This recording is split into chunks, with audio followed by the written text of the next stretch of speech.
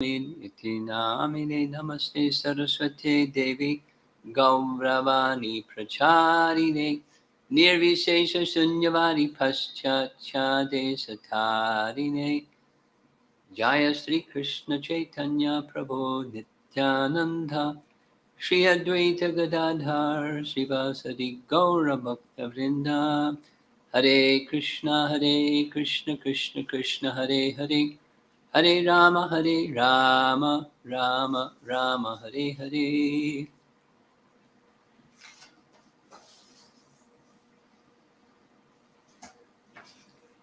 Shri Brhad Bhagavatamrta, Part 2, Chapter 6, verse number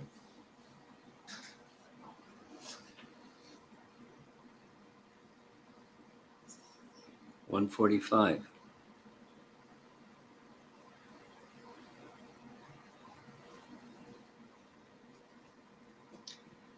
Signaled by a gesture from Krishna, the Gopis, overflowing with happiness, all left their own homes. Commentary. Even when Krishna sent the Gopis home, they were happy because as they were leaving, he secretly asked each of them to meet him later. 146. Sridham came and, with some effort, brought me away to his house. And about Krishna's pastimes during the night, there is nothing I can say. Good. Commentary. Sarup's disciple might be curious about the pastimes Krishna hinted at to the gopis by moving his eyebrows. But as Sarupa tells him, that topic is not theirs to discuss. 147. I spent that night in great distress. And early next morning, I went to the house of Nanda Maharaj and saw Krishna asleep in bed, his body showing signs of conjugal enjoyment. Commentary. Sarupa stayed awake all night, so there is no mention of his waking up. At dawn, he went to Krishna and saw fingernail scratches all over Krishna's body. 148. Krishna's simple-hearted mother came in and sat down at his side. While attending to him in various ways, she said something under her breath. Commentary. Mother Yashoda saw the same marks as Sarupa, but was not capable of wondering what had caused them. Her mind worked in a simple, straightforward way. She busied herself in bathing Krishna and getting him ready for the day. 149. Sri Yashoda said, "Dear me."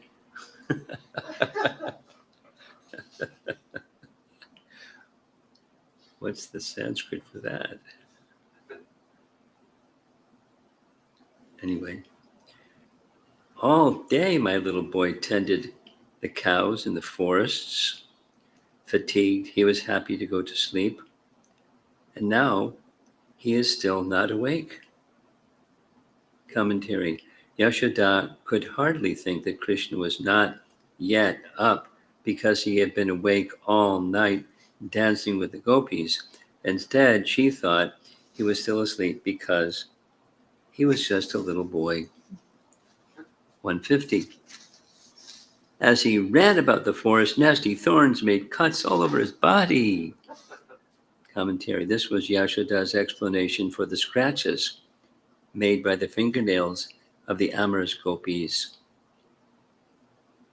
But as she carefully examined and gently touched the marks with her hand, she wondered, how could thorns in the forest have cut his lips? Well, running all over and playing wildly with the boys, he must have fallen face first into a bush. Text 151. Oh, how painful this must be for him. But now, fast asleep, he is not aware of anything. And he has smeared the cudgel from his eyes all over his body. Commentary: the cudgel was from the Gopi's eyes, which Krishna had been kissing. 152.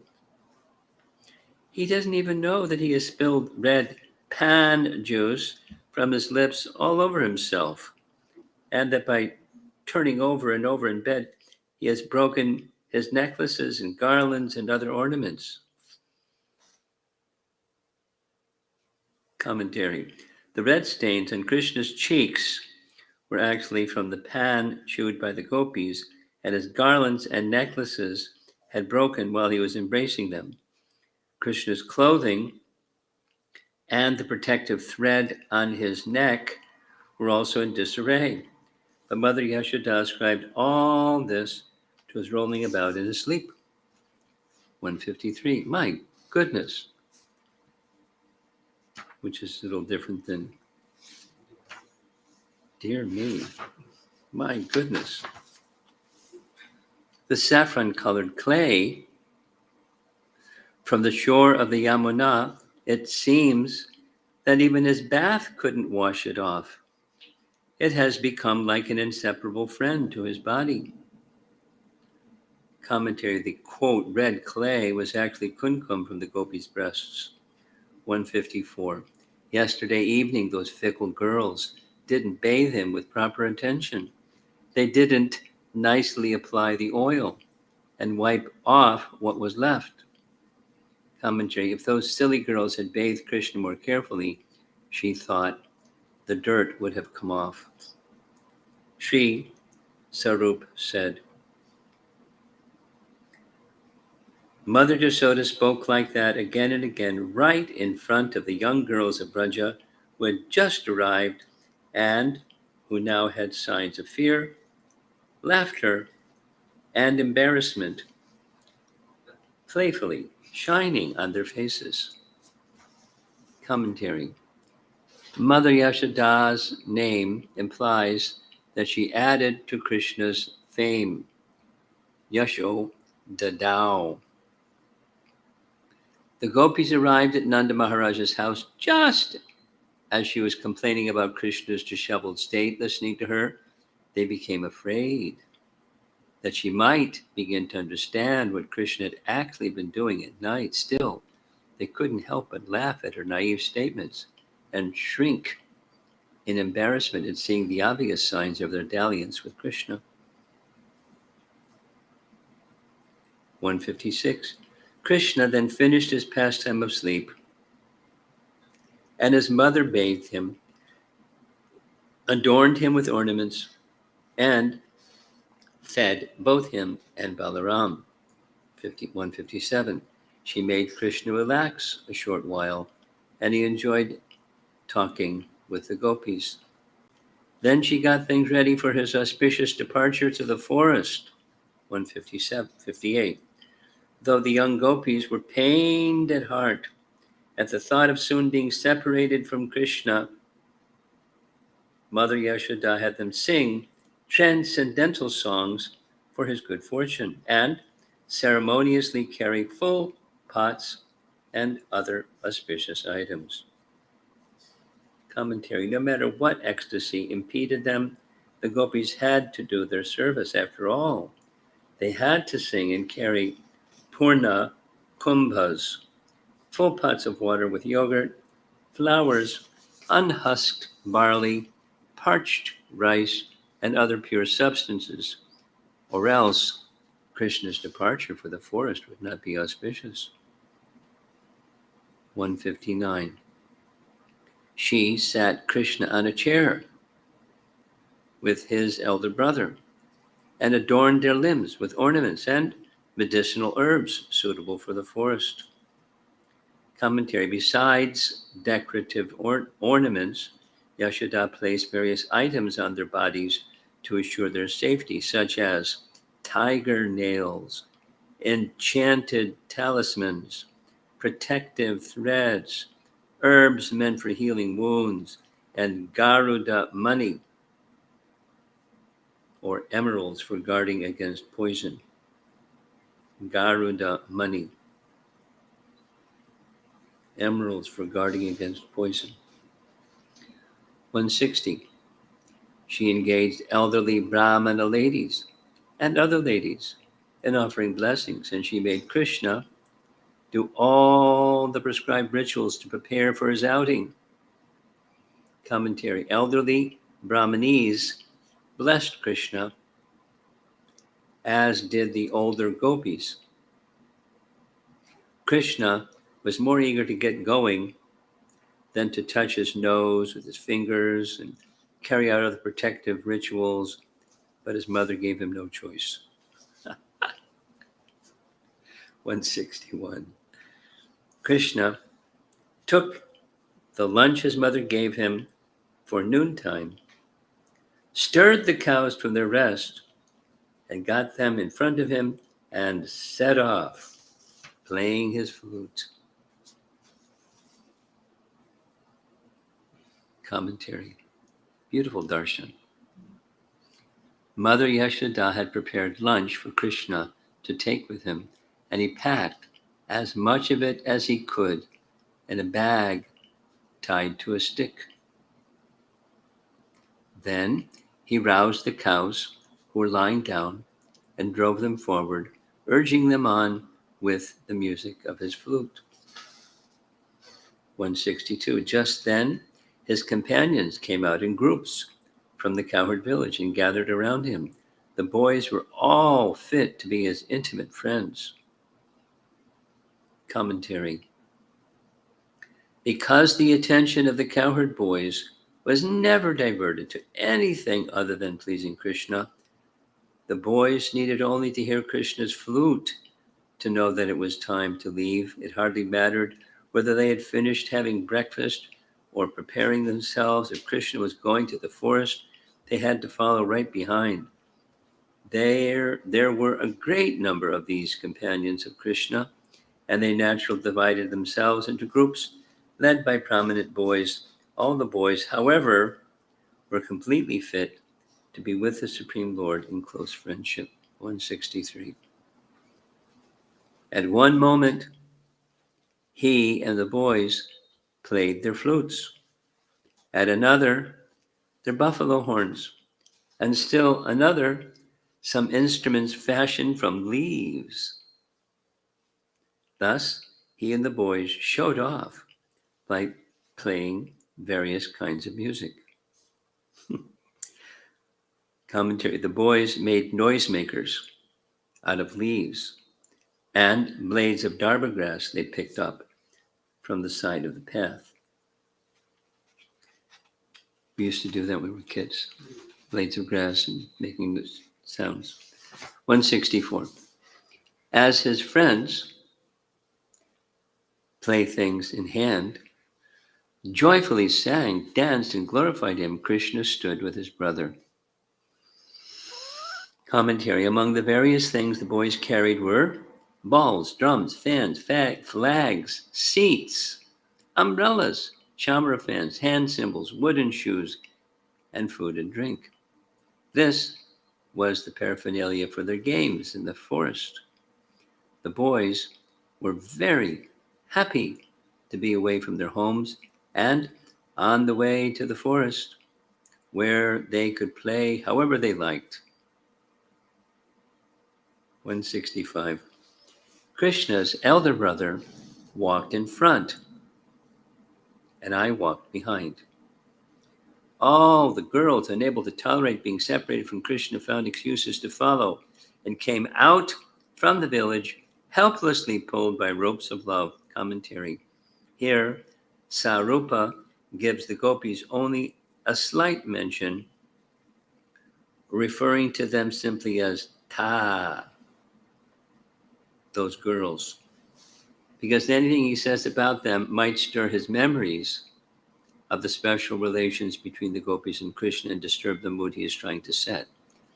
Even though his relationship with Krishna was in Sakya Rasa, if he were to remember the gopis' love for Krishna, he would be unable to control his ecstasy. Paragraph. The gopis could hardly justify walking out of the village in broad daylight and in front of everyone, but because they were helplessly attracted to Krishna, they were unable to tolerate his absence. 166. Mother Yashoda saw Krishna perspiring from a mood of ecstasy and came to wipe his face and went with him as far as the outer gates of the village, her breasts wet with milk. Commentary. Krishna's face may have been perspiring because of the longing to be with the gopis that arose in him when he saw them following behind. Mother Yashoda, however, was concerned only with wiping his face. First, she wiped with her hand, and when that didn't work, she used the edge of her garment. 167. At his request, she returned.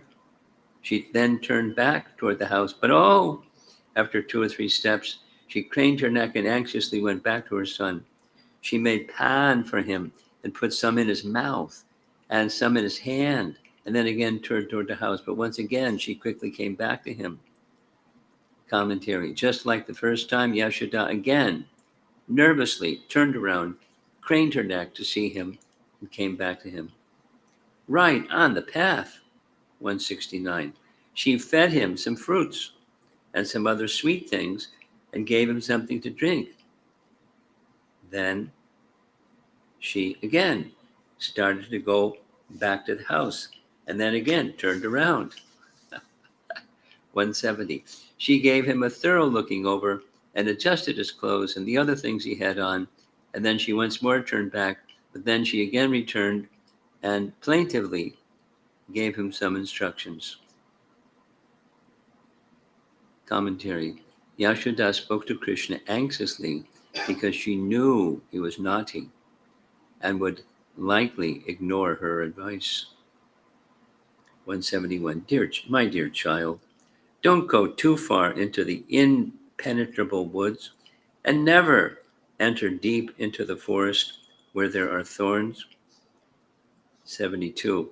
After speaking this way, at length, she beseeching him to take care, she once again turned home and took a few steps and yet again came back. 173.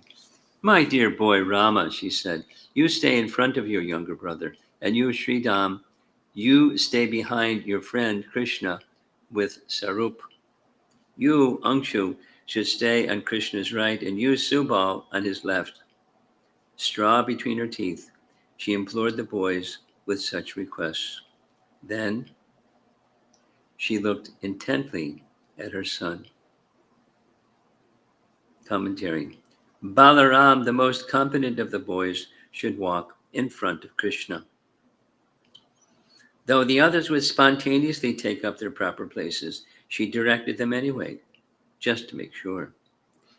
The phrase iti adikam indicates other requests. The boys should not let Krishna go into thorny or dangerous places. They should provide him shade if the sun becomes too intense. And they should be sure he ate nicely at lunch. Coming to the end of her list of requests, Mother Yasoda looked intently at Krishna's face to evoke promises from Krishna and the other boys that they would do what she had asked.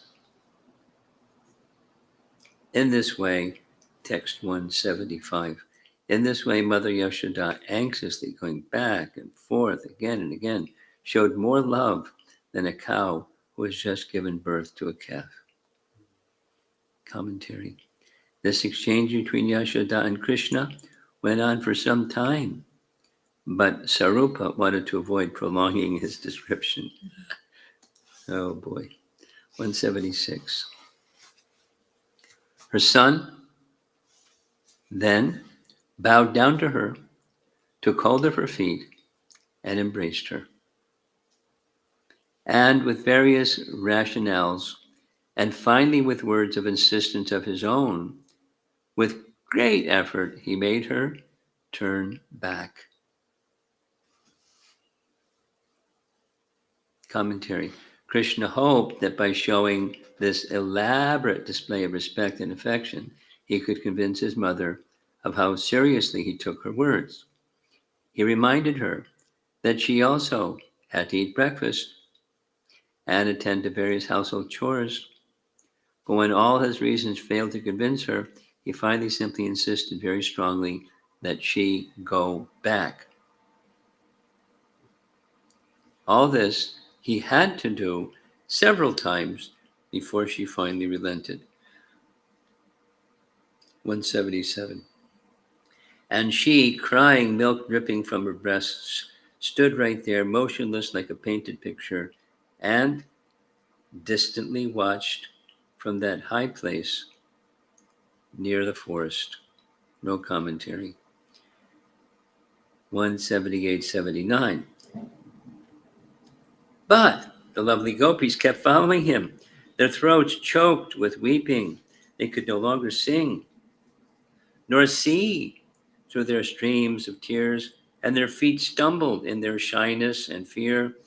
They had nothing they could do or say. Drowning in a great ocean of sorrow, they had no way to hold back their feelings. Commentary. As expressed by the word tu, however, the mood of the gopis is even more exalted than that of Mother Jasoda. The gopis, the Lord's most beloved devotees, are endowed with all excellent qualities, and now the gopis were overwhelmed by various emotions, such as their natural shyness, which decorated their personalities most of the time, and their fear of what their elders might be thinking, and what the consequences might be of having left the village without permission. In the village, moreover, the gopis could counteract the pain of separation from Krishna by embracing and kissing him, but now that he was leaving for the day, there was nothing they could do. They lacked the strength even to ask, how can we live like this? According to a well-known psychological principle, Vedya dukkam sukhino bhavanti, or unhappy people can regain their peace of mind by revealing the cause of their distress. But here the gopis couldn't even express themselves, so they remained adrift in the vast ocean of their misery. 180. Krishna had stolen the hearts and eyes of these young girls. The girls had come so far from the cowherd village, and now, with some endeavor, he stopped them. And as they looked at him, he repeatedly tried to send them home. 180, 182. He anxiously reassured them again and again through a trusted messenger and by his own gestures. He stretched his neck to glance at the girls with love, signaled with his eyebrows, and did what he could to make the girls shy and even afraid. In this way, he forced them to stop, and they stood in front of his mother, motionless just like her. Commentary. The boys were now approaching the dense forest, the unsafe place for young girls. So Krishna had to send them back by sending a boy as his go-between and making his own gestures, like knitting his eyebrows, shaking his head, and biting the tip of his tongue. He managed to convince them not to go any further. The gopis then joined Mother Yashoda on the same hill where the gopis stood still like pictures and cried profusely, just like her. 183. Nanda, the king of the cowherds, naturally loved Krishna ever so much, but upon seeing his wife's loving concern, he was enslaved by overwhelming affection. 184.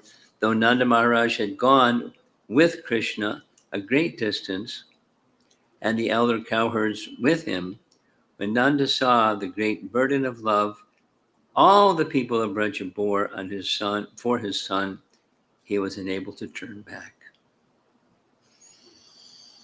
Commentary. As the king of the cowherd community, Nanda would normally be surrounded by priests, advisors, and other Brajavasis. So, along with Nanda, other leaders of the community, including his elder brother Upananda, were also following Krishna. But even out of regard for their comfort, Nanda couldn't bring himself to turn back. 185. Nanda was delighted to see so many auspicious omens and see the animals and other creatures all very happy, yet he was distraught at having to be parted from his son Krishna.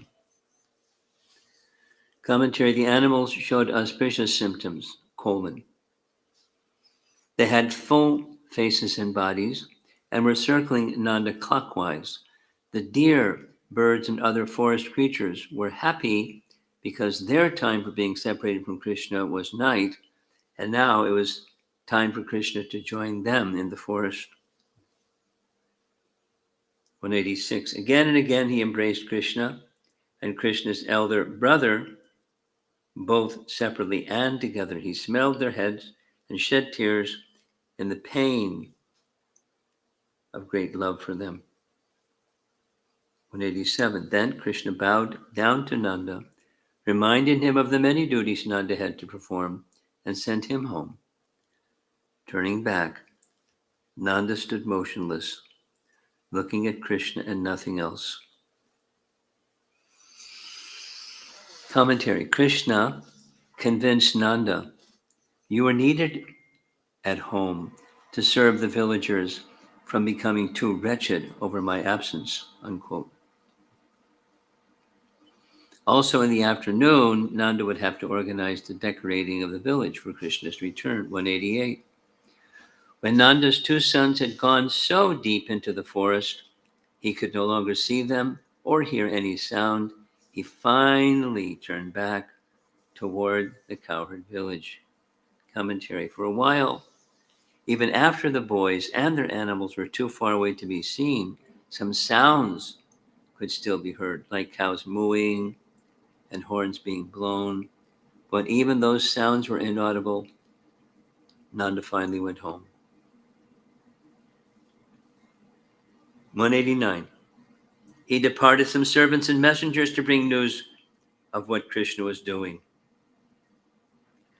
Then he consoled his wife and the gopis and took them back to their homes. 190.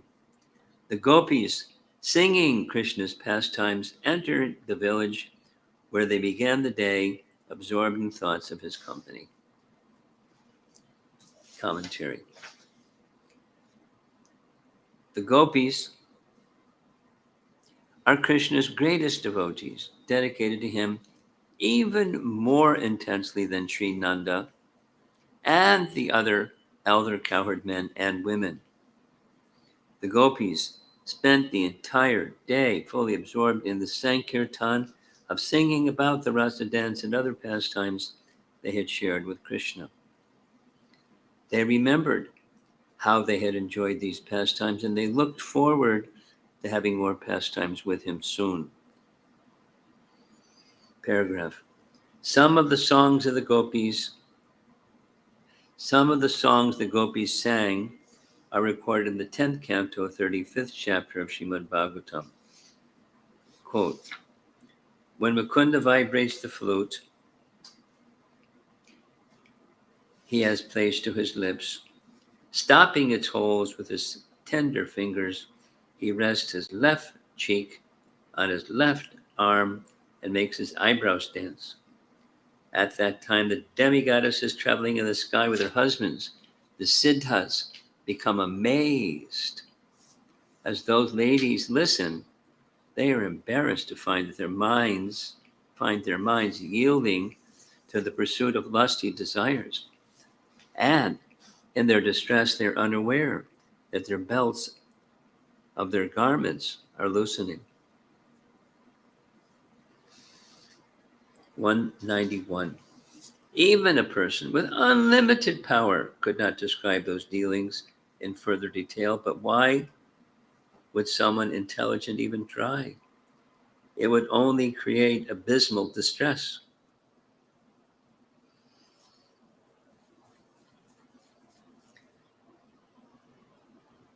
Commentary.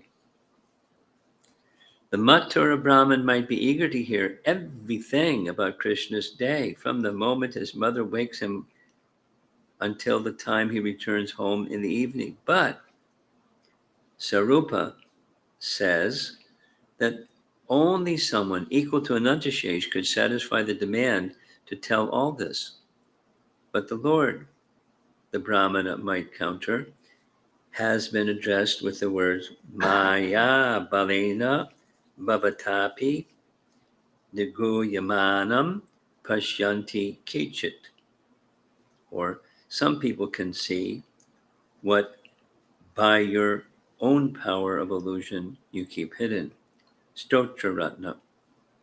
Stotra Ratna. And the Brahmana might insist that Sri Sarup is indeed a great devotee of the Lord and therefore able to do anything. Paragraph. But I cannot do this, Sarup might then say, because those pastimes are infinite. Paragraph. Then, please describe at least some part of them in detail. The Brahmana might persist. No, Sarup would finally answer. An intelligent person should not speak what will create unhappiness for the entire world. If one does so, he is not intelligent, unquote. Indeed, even the son of Badarayana Vyas did not speak elaborately in Srimad Bhagavatam on these topics of the Brajbasis' daily separation from Krishna. And the last 192. Krishna felt heavy at heart from sending the gopis back, but his friends quickly pulled him forward and made him enter the beautiful Vrindavan forest. This is the Cowherd Boys section. Where it's a panorama. There's in the books that Sanatana Goswami wrote, except for Hari Bhakti Vilas, it's Srimad Bhagavatam 10th Canto, Srimad Bhagavatam 10th Canto, Srimad Bhagavatam 10th Canto, Srimad Bhagavatam 10th Canto. Different ways of telling.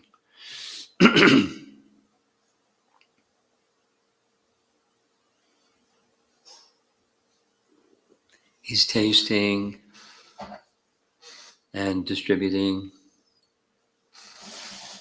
stimulating.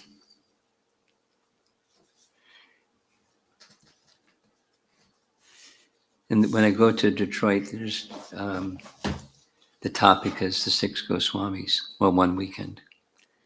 And the topic on Sanatan is going to take a long time.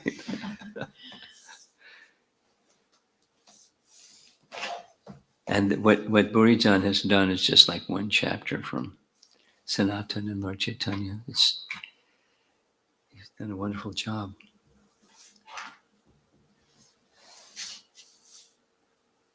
So what happened here? Yeah. Okay. Sounds like this is a very detailed way of meditating on the Yes. parts of Krishna. Yes. Yes. Just taking as one day part to another. Just a little sharing on that topic.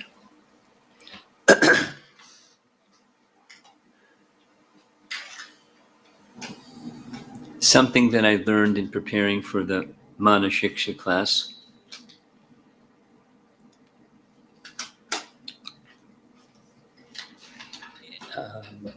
in Manashiksha, Raghunath Das Goswami mentions ways to become absorbed in Radha Krishna.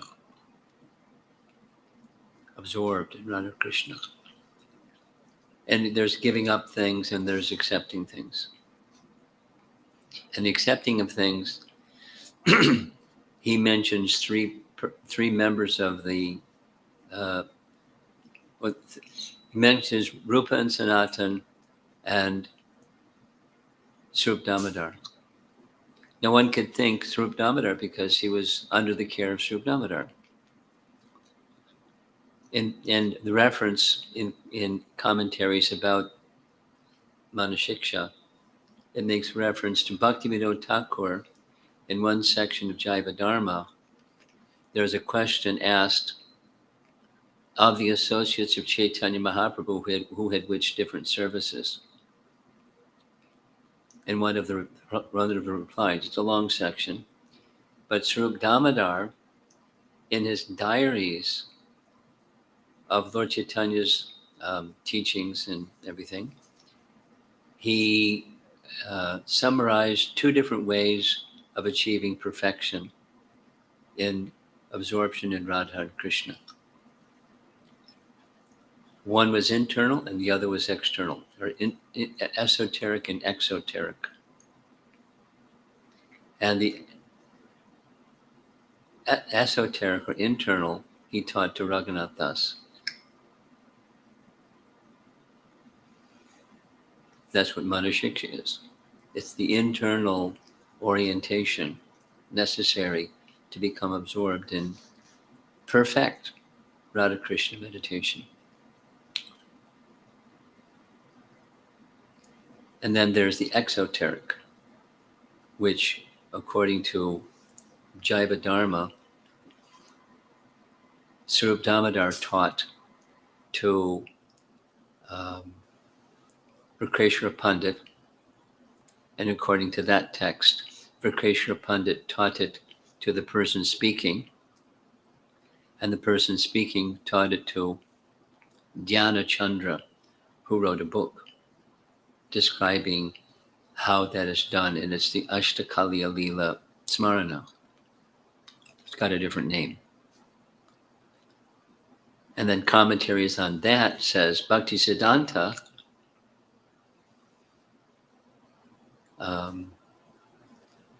didn't favor the exoteric.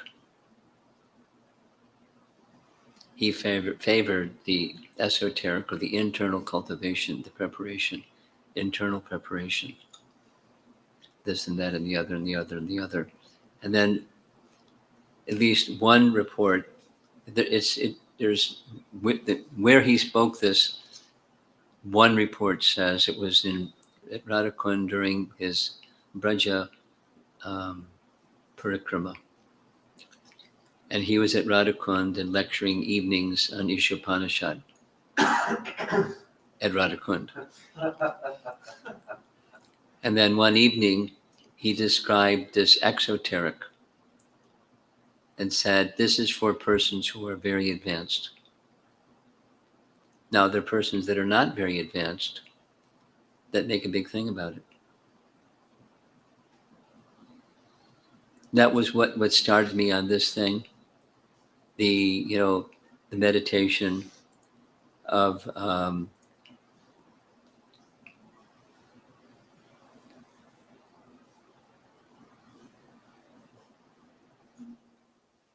Mahaloka of Tapaloka, and what the Vishnu Dutas are explaining about the difference between meditation and Tapaloka and the rendering of direct service to Krishna. And the rendering of direct service to Krishna is superior, and there's that whole explanation. Because even apparently during Sanatana Goswami's time, there are people that knew of this and they knew of that. But he's doing it's the meditation, but it's an internal stimulation for very advanced devotees. Brhad Bhagavatamrta is a very advanced literature. But it's not apart from service. He's all the while serving. It's all the while serving, all the while serving. And there's all this internal qualification, including this dainya or utter humility that comes up multiple times. Utter humility.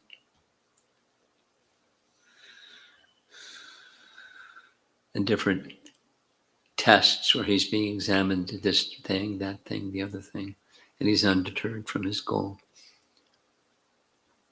And that's an essential element of the internal cultivation.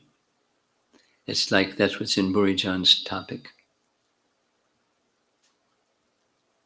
Brings it up very nicely. Rupa and Sanatan examined their brother. Sanatan is being examined by Lord Chaitanya, so that there's no other attachment from one. And that's an eligibility. So it's for conditioned souls and mixed devotees, etc. It's like, it's way up there. But, the path is there. And just by hearing, however innocently, like, hey, the story is great. That's what's next. It's a great story. What do we understand about it? But they're depending, as layers and layers, depending upon the elevated nature of consciousness. Then there's the internal, and Bhaktisiddhanta says this is one of the cherished jewels of Lord Chaitanya's teachings. What Sarup Damodar gave, it has its place. But it's, he says in this little quote, for a person to have chanted 64 rounds a day for 15, 20 years, they can consider this precious jewel. But, otherwise it's the internal, the Raghunath Das Goswami. And Prabhupada didn't go there. He just kept it simple. But the simple, it's there. Purification.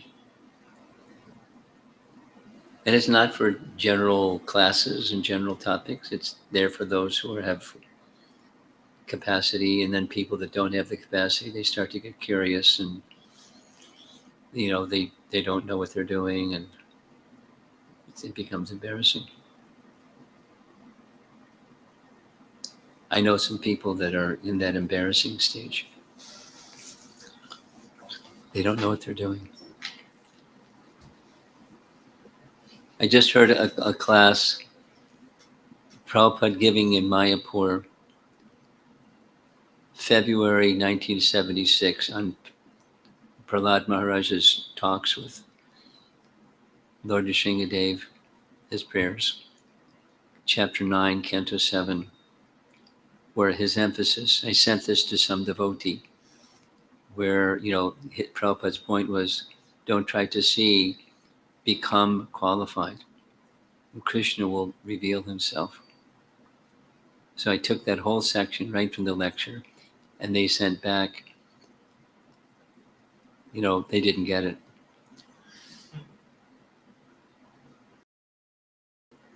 So if they don't get it, then they're not going to get it. Yeah, become qualified.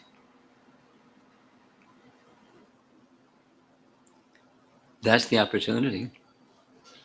Become qualified. And, just speaking on the examination that Sanatana and Rupa gave of Vallabha, he passed the test. He was examined and he got an A.